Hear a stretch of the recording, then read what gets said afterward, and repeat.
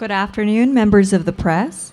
I'm pleased to have you again today for the press briefing with Assistant Secretary of Health and official spokesperson of the Philippines Department of Health, Dr. Lyndon Lee Soy. Dr. Lee Soy will give us a briefing today on the ASEAN health-related outcome documents, such as the ASEAN Leaders' Declaration on Antimicrobial Resistance, Disaster Health Management, and Ending All Forms of Malnutrition. Dr. Lyndon has had a promising career in the field of medicine and public health. He has been in the forefront of the DOH campaign against numerous emerging infections such as SARS, Ebola, avian influenza, and pandemic influenza. He earned his Doctor of Medicine from Fatima College of Medicine in 1992 and took his postgraduate internship at the Veterans Memorial Medical Center, eventually taking up his residency training in the Fatima Medical Center. Without further ado, I am pleased to welcome Dr. Lyndon Lee Soy. Dr. Lyndon, please come up to the podium.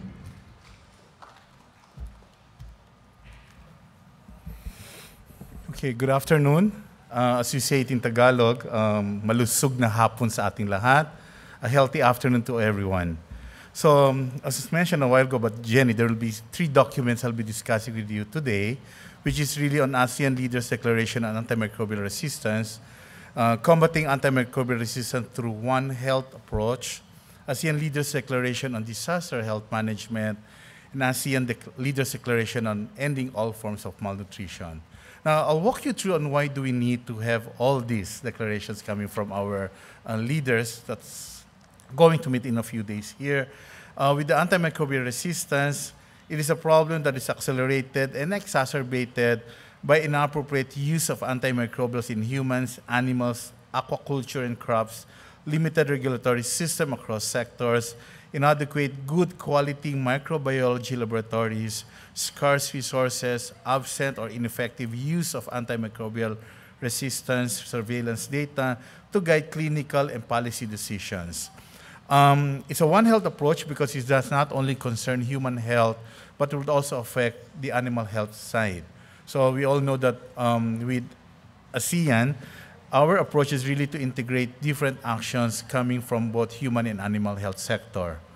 For disaster health management, we have recognized that the critical role of humanitarian assistance in reducing the loss of lives, minimizing disability, and preventing infectious disease outbreaks through rapid deployment with full respect of sovereignty and consent of the affected countries, and appreciating the contribution from the relevant ASEAN sectors.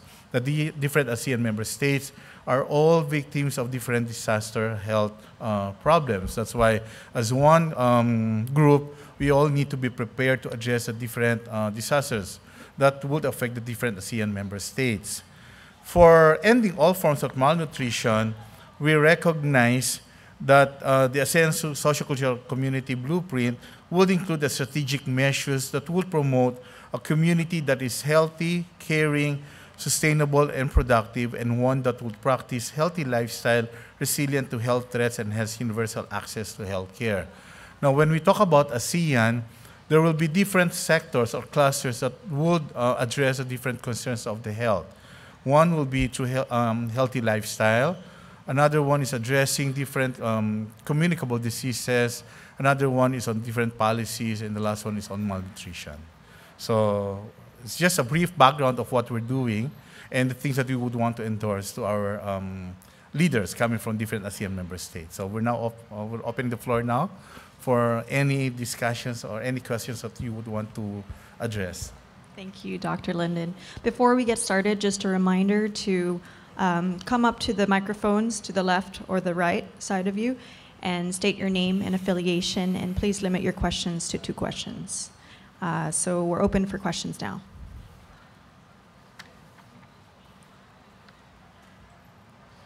Good afternoon, sir. Maverick Flores, Philippine Information Agency. I would just like to ask regarding disaster management, disaster health management, you discussed that. What are you anticipating will be discussed regarding the situation, the health situation in Marawi? Hopefully, they get to discuss on how do we prepare now the different ASEAN member states on a possible eventuality of a disaster. And we all know that the way to go for us to be able to respond properly is for us to be able to come out with a good preparedness plan.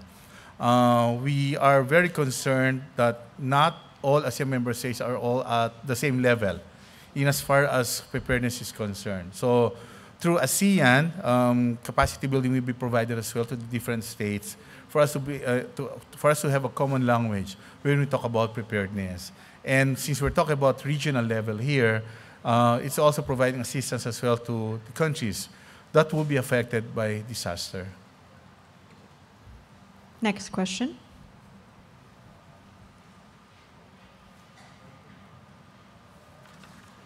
Good afternoon, Doctor. Dano Tingkungko from GMA 7, Manila, Philippines. Sir, I'm particularly interested about antimicrobial resistance. What are we suggesting or endorsing to the ASEAN leaders to agree on as far as combating antimicrobial resistance is concerned?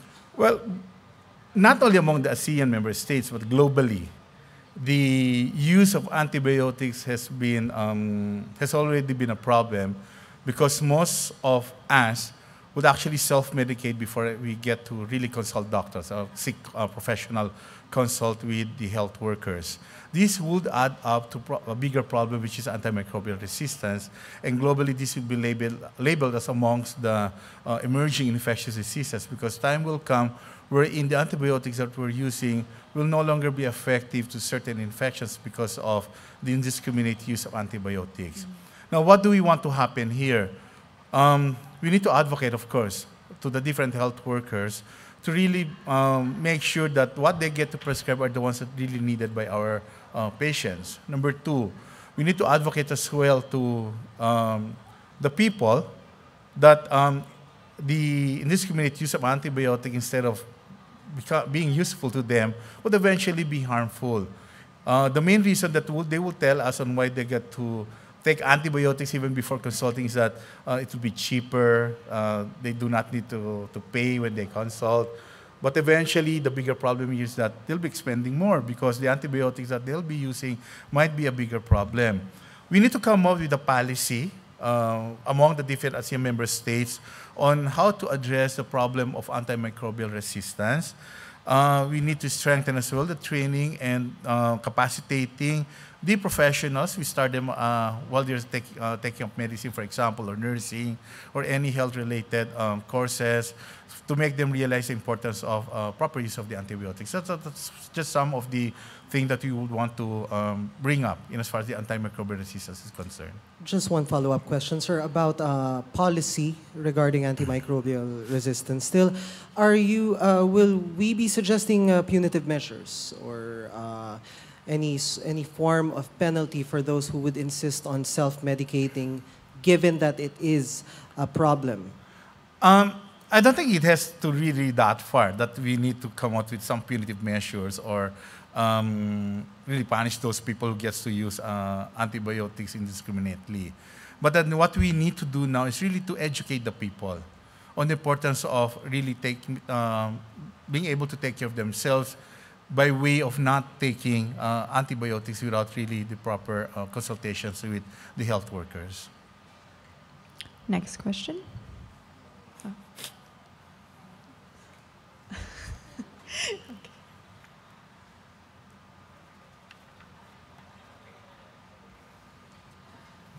Good afternoon, Dr. Jane Uy Matiao, Blogwatch, Philippines. I was interested in what you mentioned on the healthy lifestyle, that this was something that you took up. I was just wondering exactly what was involved in your discussions on the healthy lifestyle, and does it include, because now we're moving into globally, there are already countries that are moving into integrative medicine where holistic therapies are also included. I was just wondering, since the ASEAN region has a lot of these holistic therapies, whether this was part of what you took up? Well, for the information of the group, we just conducted our ASEAN Regional Forum on Non-Communicable Diseases in the Philippines, of which the major agenda is really on healthy lifestyle.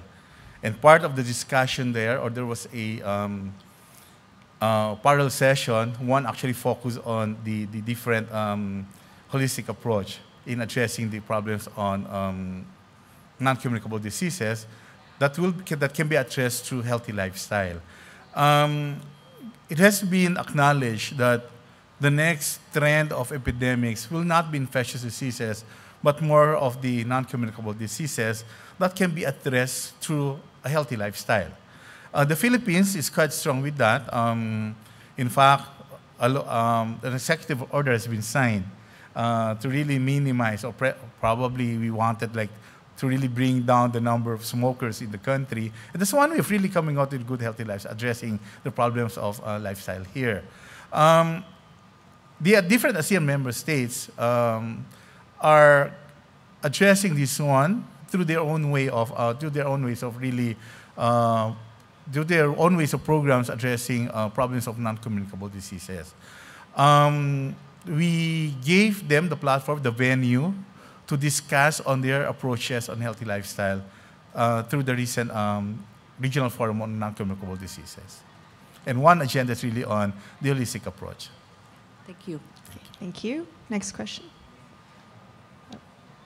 After your second. After. Yeah. Mark Deles from Far East Broadcasting Company. What specific collaborative efforts is ASEAN doing aside from educating the citizenry? Are you coming up with a new drug since the microbial resistance is emerging? Well, it's not the ASEAN who gets to develop the new drugs here, but rather the ASEAN, through ASEAN and the participation of the different ASEAN member states, we can actually have a good monitoring of the, say, antimicrobial resistance that is actually being noted amongst the different member states of the ASEAN. So we have, the communication is open among the different member states, and ASEAN is actually a good venue for us to discuss on, say, a resistance of certain antibiotics. And we can actually come out with recommendations as well to the different pharmaceutical companies. I don't think the ASEAN is really a good, say, is an office that would eventually develop drugs here. But what we can do is to come out with recommendations to the different pharmaceutical industries on the profiles of the antimicrobial resistance. Yeah. Far East Broadcasting Company espouses healthy lifestyle in terms of spiritual life and including the physical life. What do we mean exactly by healthy lifestyle? Does this mean, because others would think drinking or eating organic food? No, it's not limited to that. Healthy lifestyle is there's a wide range of activities that can be covered by healthy lifestyle. You start with drinking the correct, proper food, being fit by way of exercise. You maintain your there are certain drinks that we do not recommend for you to take. Good sleep, a lot of things. I mean, we look into the general well-being of a person, and through that, we can say that it can actually minimize the possibilities of developing a non-communicable diseases through a healthy lifestyle. So it's not only limited to, say, eating the right food, but rather a wide range of activities that will be covered by that. Just one more question. With the advent of coming up of many different products that says you drink this is organic, it's proliferating the market. Is there a way that ASEAN is trying to come up with a control in this? Well, ASEAN is not really an organization or a group that is actually in a position to do some policing of the different, say, organic food that would come out in the market. But through ASEAN, we can come out with recommendations as well on how to address this problem. So they're not in a position to say, oh, they're developing this one, that's not effective. Why don't we arrest them or sanction them? I don't think they're in a position to do that. Thank you, sir. Okay, next question.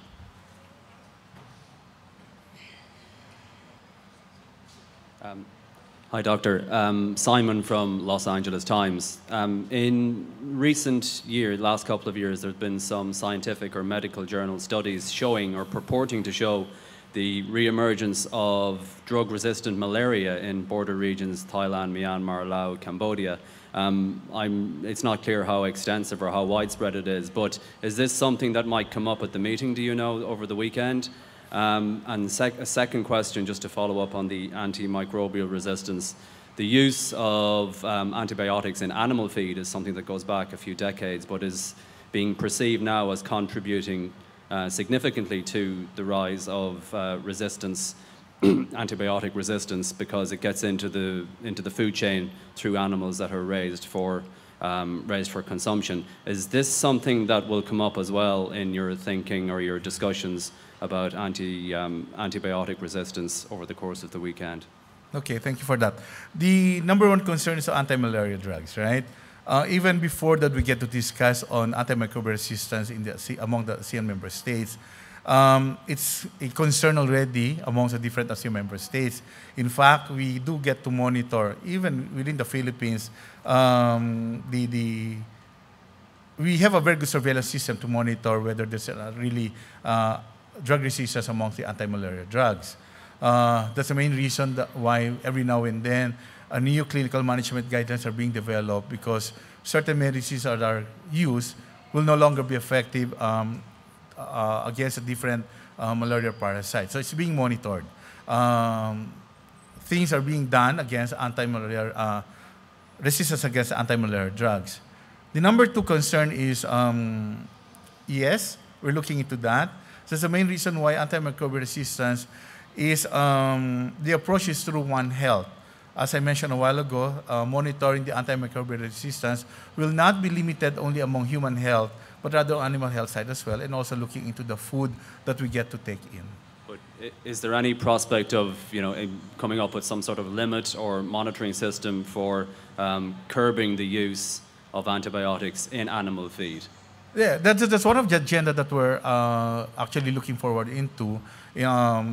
In fact, the different developmental partners addressing the food, the animals, and the human health are well involved in the programs against antimicrobial resistance through One Health approach. Thank you, Simon. Next question. Last few questions.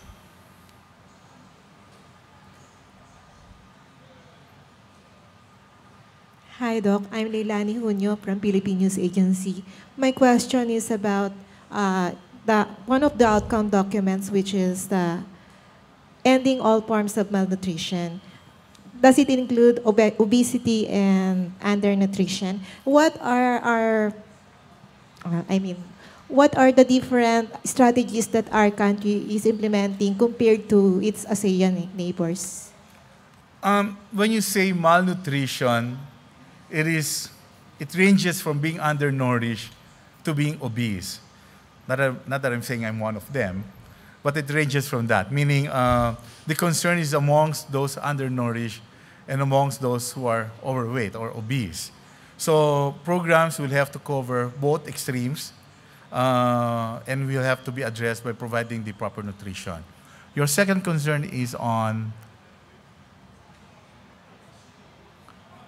the programs that are being implemented in the Philippines. Again, comparing it to the other member states. In the Philippines, we're quite strong now. We're promoting now, through healthy lifestyle again, the proper food that needs to be taken in, especially by our children, for us to be able to address the concept of malnutrition. So we are also learning the different practices coming from the other member states of ASEAN on how to curb problem of malnutrition among the AMS. Okay, last two questions.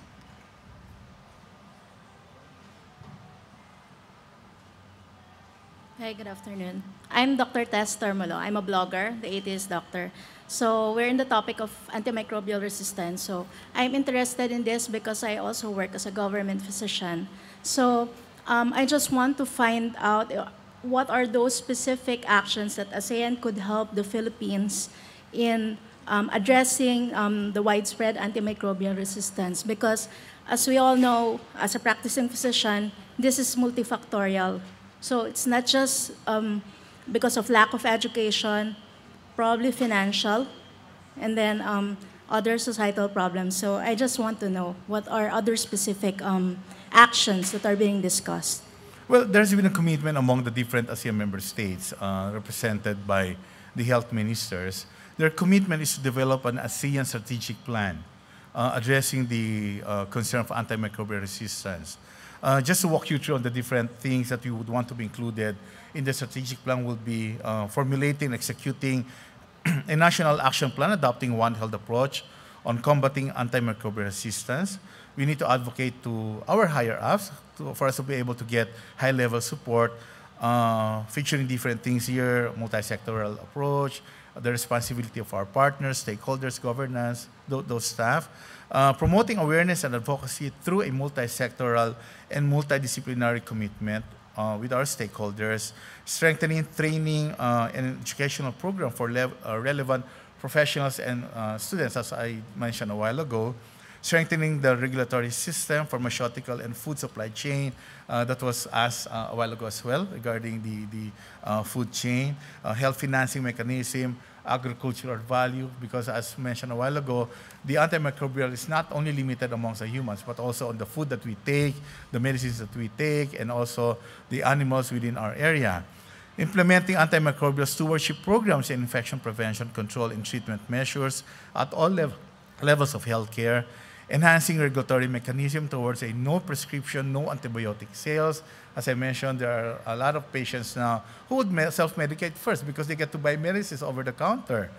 Strengthening national and regional laboratory capacity, surveillance and monitoring system for antimicrobial resistance, strengthening national and regional capacity to encompass research and development because there will be new developments as we go on, engage all relevant stakeholders, and of course, getting the commitment of our health ministers working towards antimicrobial resistance.